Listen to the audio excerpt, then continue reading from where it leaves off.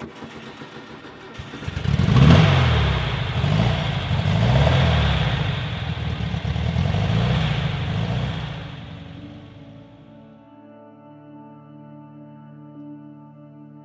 chap called Lewis Hauser, who's renowned for restoring old Porsches, started the car and then it got sort of tucked away in a barn.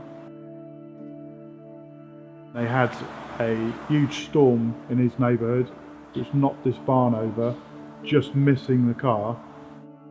So he thought that that was a bit of a sign, so he dragged the car out of the barn and made a start.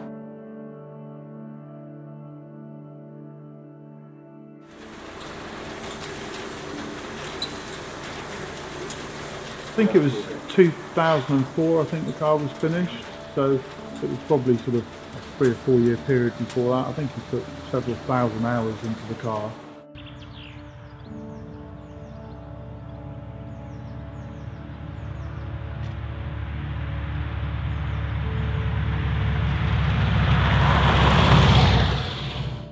He managed to find some of the unique parts which are on here, which was a D-type dashboard, windscreen, doors, which he's used. And those cars were of course only produced in very small numbers. I think there was 1,331 D-type cabriolets built, so one of them is here in part.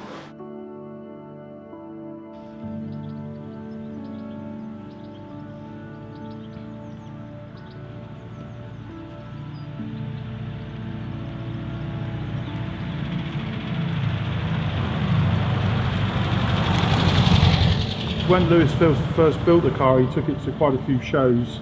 It was the first outlaw customised car ever to win Best of Show at one of the 356 Registry annual holiday events. It was also taken to another show where there was some members of the Porsche family had been invited over as guests of honour. And I think it was Wolfgang Porsche who actually stopped the parade because he liked the look of the car and thought it might have been one of their early special cars.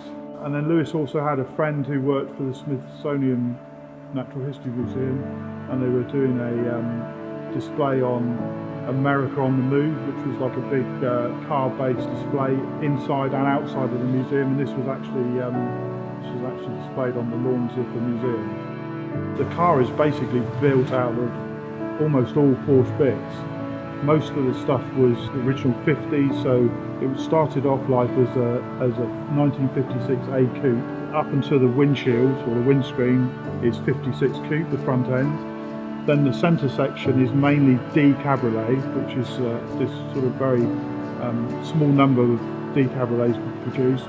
Windscreen, the dashboard, and the doors with the wind-up windows and the special pockets of them, which only featured on the D cabriolets, is all original. It's also got an original router's badge on the front, which is still quite a rare thing. And then from sort of from the seats back, this was off a later, the rear lid was off a later 356, and the engine's out of a 912. So it's totally original. Lewis' skill in this build, I think, is where he used a lot of vintage vinyl rather than putting new leather or vinyl to make the car look like a concourse type car. He used this vintage vinyl to make it look as though it came out of the factory 50, 60 years ago. It just drives like a speedster. I mean, Graham, your sort of master restorer, couldn't believe how beautiful it was to drive and how much similar it was to a speedster to drive.